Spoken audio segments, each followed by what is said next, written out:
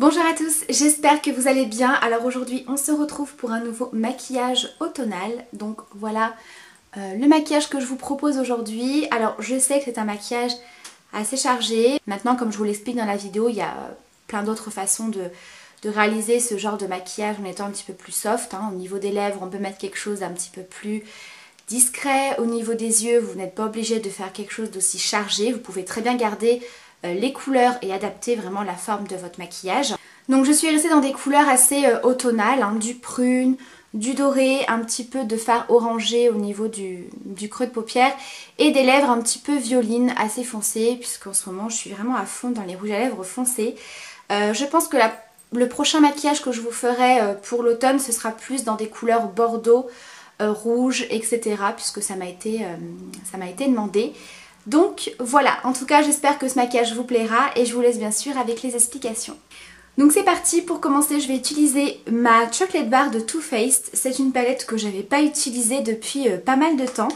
Et je vais utiliser ce fard qui est légèrement orangé, que je viens appliquer dans mon creux large. Donc je prends un pinceau estompeur et je viens l'appliquer en faisant des mouvements circulaire de façon à bien étirer la matière et avoir quelque chose de bien fondu. Avec un pinceau un petit peu plus précis, je vais en prendre un petit peu pour l'appliquer en ras de cils. Ensuite, toujours avec ma palette de chez Too Faced, je vais venir prendre ce fard prune que je vais donc appliquer dans le coin externe.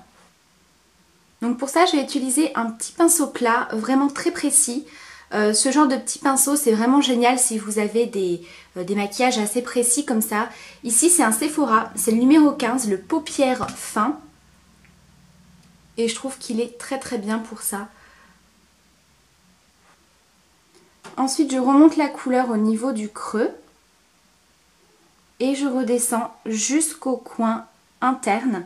Parce que comme vous le voyez, la forme du maquillage, c'est vraiment avoir un maquillage très foncé et vraiment le centre de la paupière hyper lumineux. C'est vraiment le genre de maquillage que j'aime bien faire. C'est pas la première fois que je vous en fais dans ce style-là. Et c'est vrai que pour l'automne, les teintes prunes et dorées, cuivrées, etc., je trouve que c'est vraiment super joli ensemble. Ensuite, je reprends mon pinceau estompeur avec lequel j'ai appliqué donc le fard un petit peu plus orangé dans le creux et je viens estomper les bords. Forcément, on va perdre un petit peu d'intensité au niveau du fard prune, mais c'est normal puisqu'on vient estomper. On va venir en rajouter après. Voilà, je reprends un petit peu de fard et je reviens en appliquer.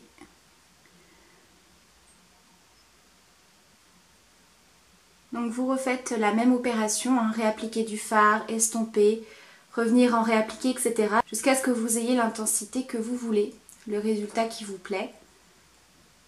Ensuite, je reprends un petit peu de fard prune que j'applique en ras de cils. Et ensuite, on va passer au centre de la paupière. Donc pour ça, je vais utiliser ce produit de chez Revlon que j'adore. Je vous l'avais présenté dans plusieurs vidéos. En fait, vous avez une partie en fard crème un petit peu liquide et une autre partie eyeliner avec des paillettes. Donc cette partie-là, on ne va pas l'utiliser aujourd'hui. Je vais vraiment venir utiliser ce côté-ci. Alors, il faut faire un petit peu attention. Essuyez bien l'embout parce qu'alors il y a énormément de matière dessus. Nous, on en veut vraiment un tout petit peu. Donc, soit vous venez tapoter un tout petit peu directement sur la paupière. Si vous n'êtes pas à l'aise, vous pouvez très bien venir prendre un petit pinceau précis. Donc moi, je vais en utiliser un aujourd'hui chez Zoeva, c'est le 237, qui est vraiment tout petit, hyper précis. Donc moi, ce que je vais faire, c'est que je vais en appliquer directement avec l'embout. Et j'en dépose au centre. Vous voyez, c'est pas du tout précis. Une fois que c'est fait, je prends assez rapidement mon petit pinceau puisque c'est un produit qui sèche quand même relativement vite. et je viens le dégrader. Ensuite j'en réapplique pour intensifier, puis en rajouter s'il n'y en a pas assez. Donc si jamais vous avez mis un tout petit peu trop de fard doré, c'est pas bien grave puisqu'on va venir rajouter un petit peu de fard prune pour éviter qu'il y ait des démarcations en fait. Ensuite je reprends de fard prune et je repasse un petit peu au niveau des bords pour essayer de fondre un maximum les couleurs entre elles. Ensuite je vais venir tracer un trait de liner. Vous n'êtes bien sûr pas obligé, hein, comme je vous le dis à chaque fois. Par contre, étant donné qu'on a quand même un fard crème sur la paupière, si vous voulez faire un trait de liner, je vous conseille vraiment un eyeliner liquide et pas du fard à paupières noir parce que le fard à paupières n'accroche vraiment pas sur le fard doré. Étant donné que c'est très pigmenté, vous allez vraiment vous retrouver avec un effet un petit peu gris dessus qui est pas joli. Donc voilà, si vraiment vous voulez foncer un petit peu votre ras de cils, prenez un eyeliner. Donc ici, moi je vais utiliser le Tattoo Liner de chez Kat Von D qui est une valeur sûre, qui est extrêmement pigmenté. Et comme je vous l'ai déjà dit, je le trouve vraiment tip top, surtout pour celles qui sont pas super à l'aise avec les traits de liner, il est génial. Et donc là, comme je vous le dis à chaque fois, au niveau du trait, de la forme, etc., vous faites ce que vous aimez. Donc moi je vais faire quelque chose de plutôt fin, de pas trop épais. Vous voyez sur le fard doré, il marque tout de suite, hein, pas besoin de repasser.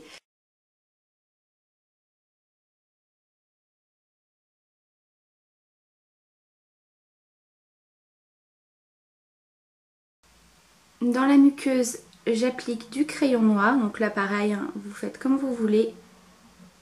Moi je mets du crayon noir vraiment pour accentuer un petit peu ce côté charbonneux, un petit peu smoky, puisque c'est quand même assez foncé comme maquillage. Et je trouvais que ne rien mettre dans la muqueuse ou mettre du crayon beige ou blanc, je sais pas, personnellement je préfère appliquer mon crayon noir. Ensuite je vais passer bien sûr au mascara. Alors j'avais vraiment envie d'avoir des styles un petit peu plus étoffés. Donc pour ça je vais utiliser ma base de chez Givenchy. Vraiment en combo avec n'importe quel autre mascara, je trouve qu'elle est très très bien. Ça vient vraiment rajouter un effet un petit peu plus de longueur et un petit peu plus étoffé. Donc au niveau de la référence, c'est la base mascara Perfecto. De toute façon, tout sera répertorié en barre d'infos au niveau des références des produits. Donc je vais en appliquer une bonne couche. Et puis je trouve que quand vous appliquez votre mascara par-dessus cette base, bien je trouve que c'est, alors je vais pas dire plus facile, mais je trouve que vraiment la brosse du mascara elle glisse super bien. Peut-être parce que la base humidifie un petit peu les cils tout simplement. Et au niveau du mascara, je vais venir utiliser celui de chez MAC qui est le Bad Lash, qui a une brosse assez classique. Mais je trouve qu'il sépare super bien les cils. On peut en rajouter vraiment 2 bonnes couches comme je fais habituellement. Il n'y a pas du tout de paquet ni quoi que ce soit. Il est vraiment très bien. Et pour les cils du bas, je vais venir utiliser le tout petit mascara puisque je vous avais présenté ce mascara de chez MAC. Vous avez votre brosse classique et une toute petite pour les cils du bas que je trouve génial.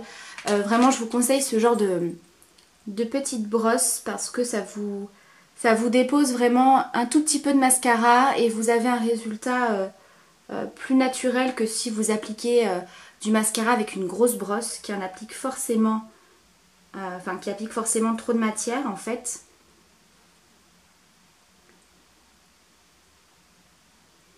Et on n'a pas un effet pâte d'araignée.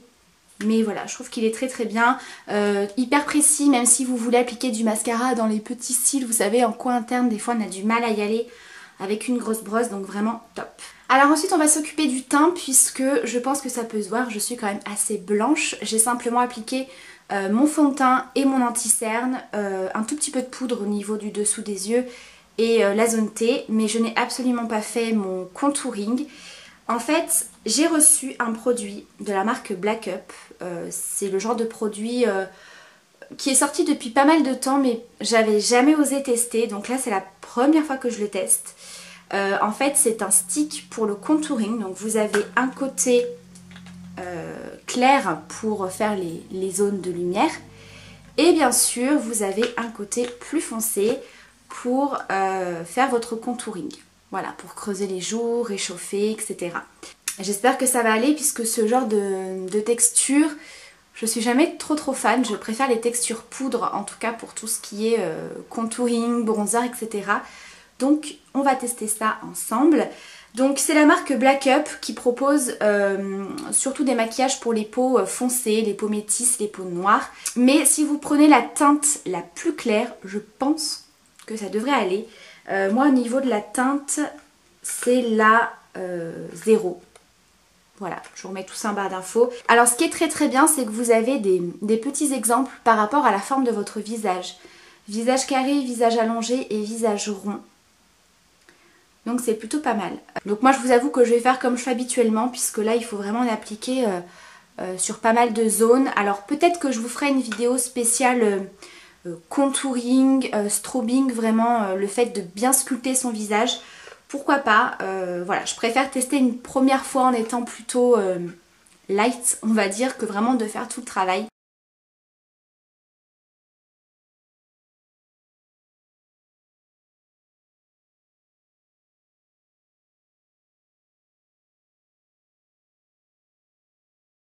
Alors au niveau du pinceau, je n'irai estomper ça avec ce pinceau là de chez Yves Rocher. Il me semble que c'était le pinceau contouring au niveau de la référence. Je sais plus, je rechercherai ça.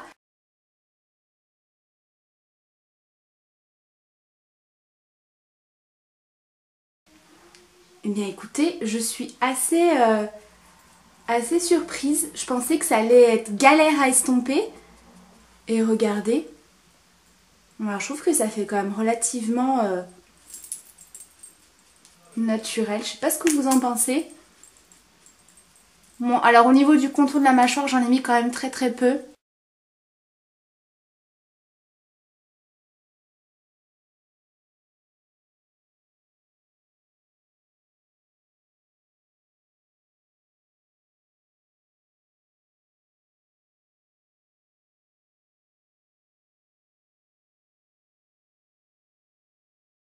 Voilà un petit peu le résultat une fois que tout a été estompé. Bah écoutez, je suis assez satisfaite. Je trouve que ça fait un résultat quand même assez naturel, bien fondu. Alors par contre, pinceau, je trouve qu'il faut pas mal appuyer et du coup ça a tendance un petit peu à déplacer le fond de teint en dessous. Donc pour le côté clair, je vais plus utiliser un pinceau duo fibre comme ça. On va voir la différence, si c'est mieux ou pas au niveau de l'estompe. Donc je vais en appliquer un petit peu ici, là.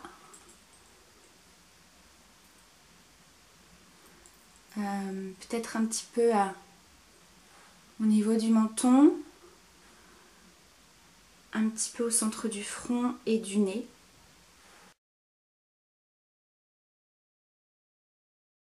Alors déjà je trouve le résultat très naturel et effectivement avec un pinceau comme ça c'est mieux. Au niveau du rendu c'est mieux, ça déplace absolument pas le fond de teint en dessous. Donc oui, pinceau comme ça beaucoup plus adapté. J'aime beaucoup parce que du coup on a vraiment la zone de lumière ici qui est marquée sans forcément en appliquant d'highlighter. Donc si vous voulez un résultat un petit peu plus naturel, ça peut être sympa. Ensuite, highlighter. Et je pense que le fait d'avoir appliqué ce produit crème juste avant, je pense que ça va vraiment servir de bonne base pour l'highlighter. Donc ici, je vais utiliser ma petite palette d'highlighter de chez Smashbox. C'est la Spotlight Palette en teinte perle, qui est comme ceci. Le plus clair, voilà, qui est un petit peu doré.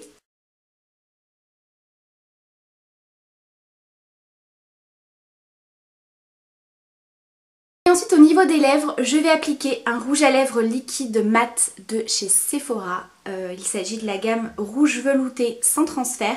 Ils ont sorti des nouvelles teintes. Il y a, si je vous dis pas de bêtises, 6 teintes un petit peu plus colorées et 6 teintes nude. Et moi j'ai pu recevoir les 6 teintes nude, les 6 nouvelles teintes. À moins qu'il y en ait plus, hein, je suis pas certaine. En tout cas, je vous ferai une vidéo où j'inclurai les swatchs des 6 nouvelles teintes nude que j'ai reçues parce qu'elles sont juste magnifiques. Et mon gros coup de cœur, c'est celle-ci qui est la teinte 37, qui est un nude assez foncé, un petit peu violine, que je trouve juste magnifique.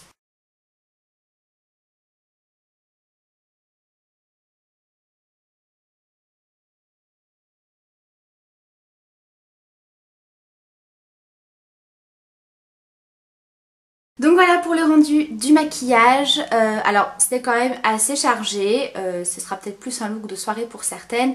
En tout cas j'espère que ce maquillage vous aura plu, je vous embrasse très très fort et à très bientôt pour une prochaine vidéo. Ciao!